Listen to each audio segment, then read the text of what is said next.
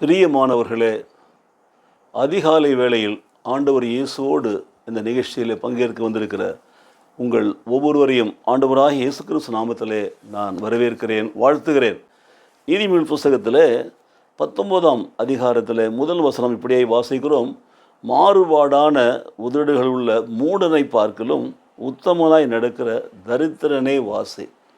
எனக்கு பிரியமானவர்களே, இந்த ஒரு வசனத்தை நான் வாசிக்கிற பொழுது ஆண்டவர் இதன் மூலமாக நமக்கு கற்றுக் கொடுக்கிற சத்தியம் என்ன என்று நான் பார்க்க வேண்டும். Better a poor man who walk is blameless, who walk in truths integrity is blameless than a fool whose lips are perverse. Lips are பெர்வர்ஸ்.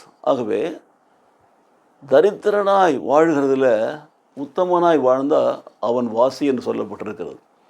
உண்மையாக உத்தமனாக நேர்மையாக வாழ்கிற அந்த வாழ்க்கையில் ஒருவன் தரித்திரனாக இருந்தாலும் அவன்தான் வாழ்கிற வாழ்க்கை சரியான வாழ்க்கை என்று வேதத்தில் வாசிக்கிறோம். மாறாக மாறுபாடான உதடுகள் உள்ள மூடன், அப்போது எல்லாவற்றிலும் மாறுபாடான ஒரு செயல்பாடை பார்க்க முடியும். ரெட்டை விதமான காரியம், ரெண்டு விதமான செயல்பாடுகள். ஸோ அது மாத்திரமில்லை, நாட் ஒன்லி ட்ரூ, தேவைக்கு ஏற்றபடி அப்பப்போ மாற்றிக்கொள்கிற அப்படிப்பட்ட உதடுகள் உள்ள மூடன் அவனை பார்க்கலாம் தரித்திரனாய் உத்தமனாய் வாழ்கிறவன் வாசி என்று சொல்லி. இதே காரியத்தை நீதிமொழிகள் 28ஆம் அதிகாரத்தில் 6ஆம் வசனத்தில் வாசிக்கிறோம். இரு வழிகளில் நடக்கிற திரியா வரக்காரன் ஐஸ்வர்யவானாய் இருந்தாலும் நேர்மையாய் நடக்கிற தரித்திரன் அவனிலும் வாசி. நேர்மையாய் நடக்கிற தரித்திரன் அவனிலும் வாசி. அப்போ நம்முடைய வாழ்க்கையில் நமக்கு இருக்கிற குறைவான ஒரு வருமானத்தில் வாழ்கிற ஒரு தரித்திரமான ஒரு வாழ்க்கையில் நாம் பெருமைப்பட வேண்டும். ஏனென்றால் உண்மையாக நாம் நடந்து, உண்மையாக உழைத்து, உண்மையாக சம்பாதித்து, உத்தமமாய் அவைகளை செலவு செய்து நேர்மையாய் நடக்கிற பொழுது அந்த வாழ்க்கை கர்த்தருடைய பார்வையில் மேன்மையான வாழ்க்கையாக இருக்கிறது பாருங்கள். ஆனால் உண்மை இல்லாமல் பொய்களை பேசி மாறுபாடான கருத்துக்களை சொல்லி மாறுபாடான ஒரு வாழ்க்கையை தேவைப்பட்ட நேரத்திலாம் ஒரு மாறு வேஷம் போட்ட மாதிரி மாறி நம்மை பெரிய ஐஸ்வர்யவான்களாக செல்வந்தர்களாக நாம் காண்பித்து கொண்டு வாழ்கிற அந்த வாழ்க்கை இருக்கிறது அல்லவா, அதுதான் தேவன் வெறுக்கிறார் பாருங்கள். அதுதான் இப்படி சொல்கிறாரு, இரு வழிகளில் நடக்கிற திரியா வரக்காரன் அவன் ஐஸ்வர்யவானாக இருந்தாலும், பார்த்தீங்களா, அவன் ஐஸ்வர்யவானாக இருந்தாலும் அவனை விட நேர்மையாக நடக்கிற தரித்திரன் அவனிலும் வாசியாக இருக்கிறான். எனக்கு பிரியமானவர்களே, நம்முடைய வாழ்க்கையை நாம் தெரிந்து கொள்வோம். கர்த்தர் நமக்கு கொடுத்திருக்கிறது என்னவோ அவைகளை வைத்து அந்த நிலையிலே வாழ்வோம்.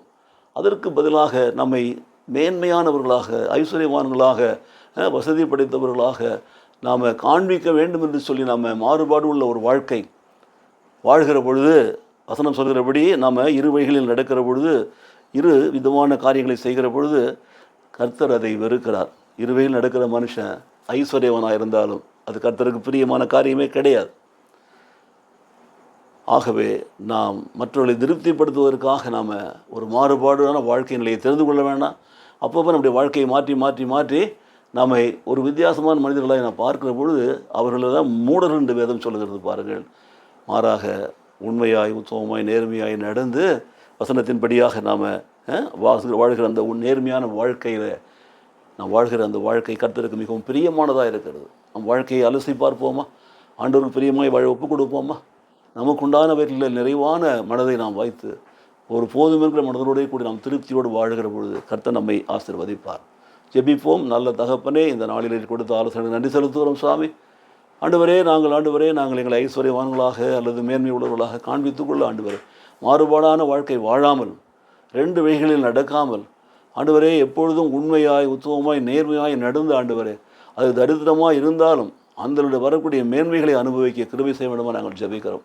அப்படிப்பட்ட உண்மையாய் உத்தமமாய் நேர்மையாய் நடக்கிற மனுஷன், அப்பா ஸ்தோத்திரம், இருவகையில் நடக்கிற மனுஷனை விட ஆண்டவரே மேன்மையானவன் எடுத்து சொன்னீர் அல்லவா, அந்த மேன்மையை எங்களுக்கு தாரும். தேவன் கொடுக்குற அந்த மேன்மைக்காக கூட நாங்கள் வாழ எங்களை அர்ப்பணிக்கிறோம் சுவாமி. அந்த மேன்மைக்காக, அந்த மேன்மையோடு மேன்மையாய் வாழ எங்களை நடத்துவீராக. இயேசு கிறிஸ்து நாமத்திலே பிதாவே, ஆமென்.